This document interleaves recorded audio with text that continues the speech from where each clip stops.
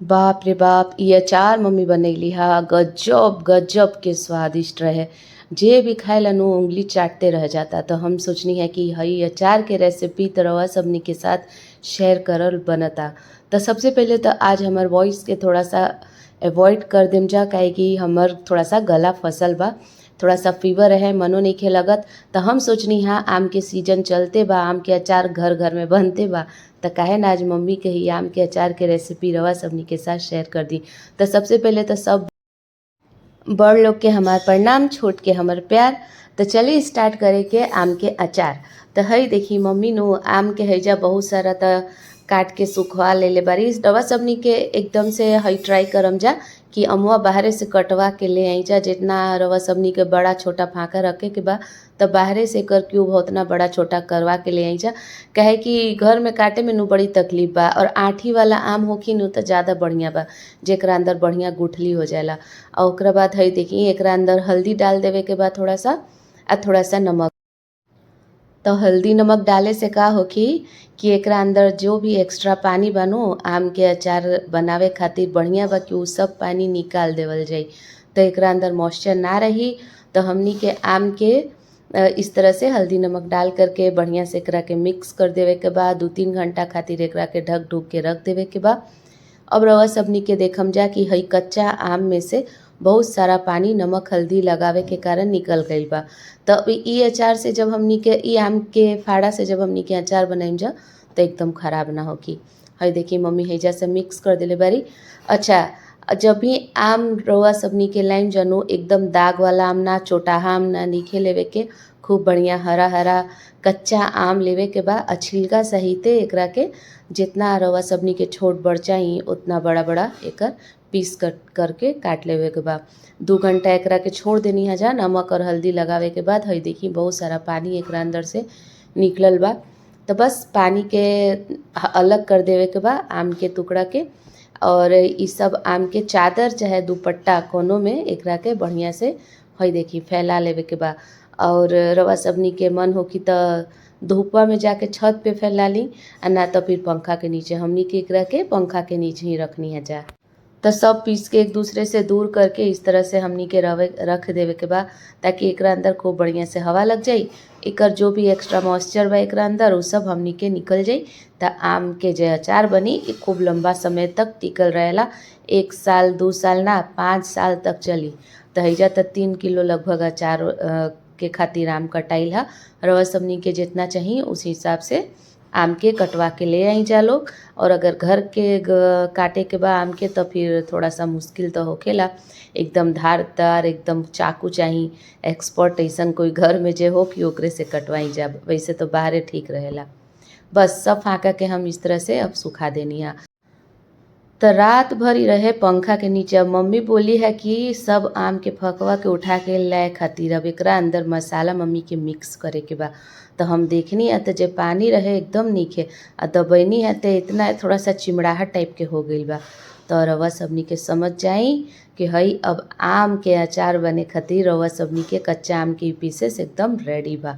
तो धूप में भी ऐसे ही रखे के बा, आ चारों तरफ से जाँत देवे के बा। चादर दुपट्टा साड़ी कोनो में रउआ सबनी के जेकरा में भी आम के ई फाका के सुखाइम जानू, तो उ कपड़वा चारों तरफ से दबा देवे के बा, जाँत देवे के बा कि उड़ो ना। ठीक नो। हई देखी कितना बढ़िया एकदम देखता। अब एकरा अंदर देखा था जर को पानी नइखे देखा। हई देखी थोड़ा सा चिमड़ा भी गइल बा। तो बस अब एकरा अंदर हमनी के मसाला मिक्स कर देवे के बा। हई सब हम इकट्ठा कर लेनी है, अब मम्मी के पास हम ले जातनी। 2-4 ठो तो हम ऐसे ही खा गईनी है, खूब अच्छा लगेला। चलिए अब एकरा अंदर हमनी के मसाला मिक्स करे के। तो इंस्टेंट जे मसाला बाजार में मिलेला नु ओकरे साथ आज ही अचार बनी। और रउआ सबनी के चाही तो घर में भी जे हमनी के आम के अचार के मसाला वसाला रहेला उ ओकरा के साथ हमनी के ई वाला अचार बना सकीला जा। और हई अचार नो रउआ सबनी के अगल बगल के दुकान में अब तो हर जगह अवेलेबल बा, सब जगह मिलता तैयार आम के अचार खातिर मसाला सब जगह तैयार मिलता। तो हम कहनी है कि इंस्टेंट बनावे के बा, तो यही से मम्मी एकरा के तैयार मसाला के साथ बनावत रही। हई देखिए हई मसाला में ज़्यादा कुछो ना होखेला, थोड़ा सा सौंफ होखेला और ओकर बाद पीला वाला सरसों होखेला दरदरा, और थोड़ा सा एक अंदर मेथी होखेला दरदरा, नमक होखेला, और जो कश्मीरी लाल मिर्चा, तीखा मिर्चा, नमक, थोड़ा सा सेंधा नमक, थोड़ा सा हींग होखेला बस। और बहुत ज़्यादा एक अंदर मसाला ना होखेला, काहे कि ई बा गुजराती आम के अचार के मसाला। रवा सबनी के स्टोर घर के आसपास जे प्रोविजनल स्टोर होके हो जा मिल जाई, ना मिली तो रवा सबनी के ऑनलाइन भी एकरा के मंगा सकीला। ई हर जगह पे इजी अवेलेबल बा। ना तो जे हमनी के आम के अचार के मसाला घर पे रेडी करी ला जा, उहे मसाला के साथ हमनी के ई आम के अचार बना सकीला जा। हई एकदम इंस्टेंट अचार बा, तो फटाफट से तैयार मसाला के साथ ई अचार हमनी के घर पे बना सकीला जा। हई देखी कलर कितना सुंदर आइल बा, काहे के अंदर तीखा जे मिर्चा होखेला नु साथे साथ एकरा अंदर डाल देवल जाइला खूब सारा कश्मीरी लाल मिर्च। अब बाकी कुछो नहीं करे के, ये अचार के मसाला में नमक भी होखेला, और थोड़ा सा नमक और हल्दी तो हमनी के पहले से मिक्स करके रखनी है जा। तो बस हई देखी खूब बढ़िया से सरसों के तेल डाल देवे के बा। और रवा सबनी के इच्छा हुई तो कच्चा सरसों के तेल डाली, रवा सबनी के इच्छा ना होगी तो थोड़ा सा एकरा के गरम करके फिर ठंडा करके फिर डाल दी। वैसे कोनो दिक्कत नहीं के, कच्चा सरसों के तेल भी रवा सबनी के अचार में डाल सकीला जा, काहे कि हमनी के अब अचार बन जावे के बाद जब एकरा के हमनी के बोयाम में भर लेम जा, तो एकरा 2-3 दिन हमनी के धूप में 1-2 घंटा खातिर रखे के बा, जेकरा से हई सरसों के तेल ऐसी धूप में गरम हो जाएला और कोनो दिक्कत ना आवेला।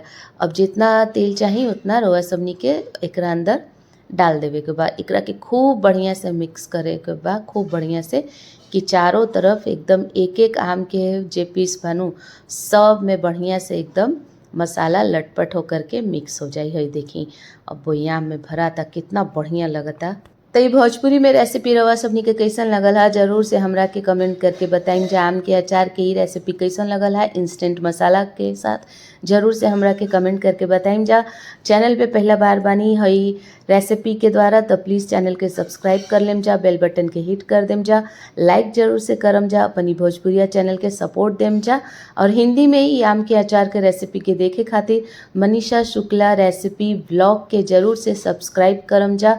हो जा रवा सबनी के ये आम के अचार के रेसिपी रवा सबनी के हिंदी में मिल जाई। बस एकरा के बोयाम में भर लेवे के बा, आ जात जात के भरे के बा। एकरा अंदर बिल्कुल भी हवा ना रहे के चाहिए, जेकरा से कि हमनी के अचार एकदम लॉन्ग लास्टिंग रही, खूब बढ़िया से लंबा एकदम चली। रवा सबनी के फ्रेंड्स एंड फैमिली में जरूर से एकरा के शेयर करम जा।